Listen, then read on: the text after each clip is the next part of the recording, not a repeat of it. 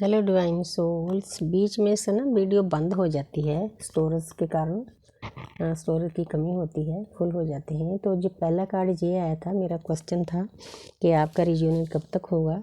तो पहला कार्ड ये आया था क्वीन ऑफ कप्स। तो आपके डीम आप ही के बारे में सोच रहे हैं 24/7। आप ही उनके दिमाग में चलते रहते हो, जैसे आपके दिमाग में पहले वो चलते थे। अब तो आपको यूनिवर्स ने स्ट्रेंथ दे दी है, ताकत दे दी है, बता दिया है कि भाई इस पर भी पूरा ध्यान नहीं देना कि इसके बारे में सोचते रहो।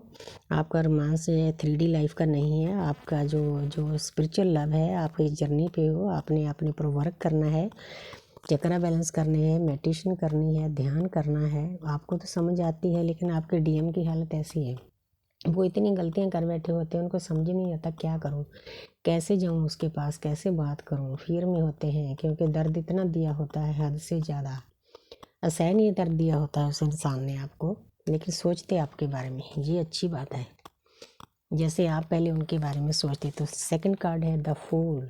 इस कार्ड के दो मीनिंग हैं। जैसे एक आत्मा परमात्मा के घर से आती है दुनिया में जन्म लेने के लिए, बेफिक्र होकर, चाहे दुनिया में दुख दर्द कितने भी मिलें, लेकिन उसने दुनिया पर एक्सपीरियंस करना होता है।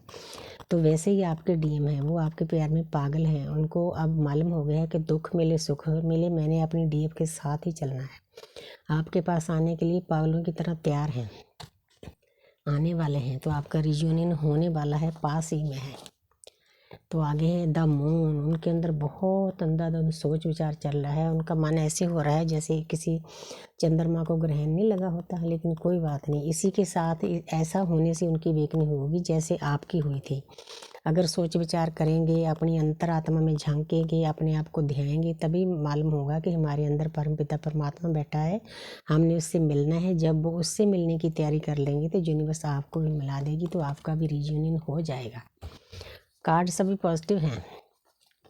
तो आगे है द हाई प्रिस्टेस।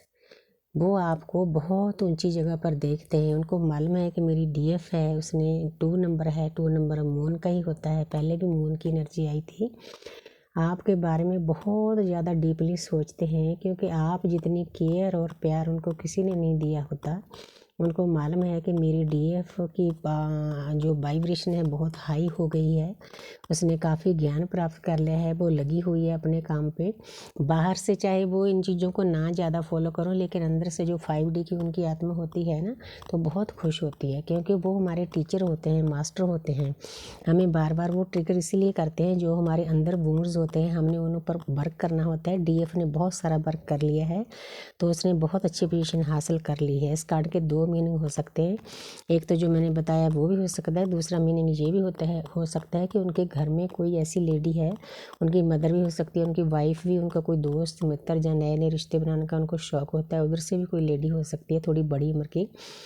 वो उनको आपके पास आने के लिए रोक रही है, लेकिन कोई बात नहीं, किसी के रोकने से हमारी आत्मा नहीं रुकेगी। ये 5 तत्वों का शरीर रुक सकता है, आत्मा नहीं रुक सकती। तो कहीं ना कहीं से यूनिवर्स आपको कोई ना कोई मदद ज़रूर देंगी, लेकिन होगा ये डिवाइन टाइम पे। हमारे कहने से कुछ नहीं होगा, हम तो एनर्जी बताते हैं। तो आगे है द चैरियट। अब आपके शिव को मालूम हो गया 7 नंबर है। 7 नंबर होता है केतु का। पीछे येलो कलर है, पूरे कार्ड येलो कलर से भरा हुआ है। अब आपके डीएम को बहुत सारा ज्ञान प्राप्त हो गया है कि भी अब मेरे डीएफ के साथ चले बिना मेरा गुजारा नहीं, करना तो पड़ेगा ही। इसलिए लगे हुए वो शिव शक्ति को बैलेंस करने हुए, अपने आप को बैलेंस करने के लिए। तो यहाँ पर एक देखो, एक विंग्स बने हुए हैं। ये विंग्स परमपिता परमात्मा के हैं। जो हमारे एंजल होते हैं, वो जितने एंजल आप ऊपर काम करते हैं, उतने डीएम के ऊपर भी काम करते हैं। तो अगर आपकी शिव शक्ति बैलेंस हो जाएगी तो आपका रियूनियन होने के कोई रोक नहीं सकता। अब मैं और कार्ड नहीं लूँगी, बहुत प्यारी सी एनर्जी दी है यूनिवर्स ने। तो आपका रियूनियन 7 आवर्स के बाद भी हो सकता है, 7 डेज़ के बाद भी, 7 वीक्स के बाद भी, क्योंकि मैं ये तीनों स्थितियाँ इसलिए बताती हूँ कि हर की सिचुएशन अलग अलग होती है। अगर तो देखो आपने पर्सनल रीडिंग लेनी तो आप मुझे कॉल कर सकते हो, छोटी सी फीस है। नहीं तो ये जनरल रीडिंग है, इसीलिए हमें ये बोलना पड़ता है। Thank you universe, thank you angels.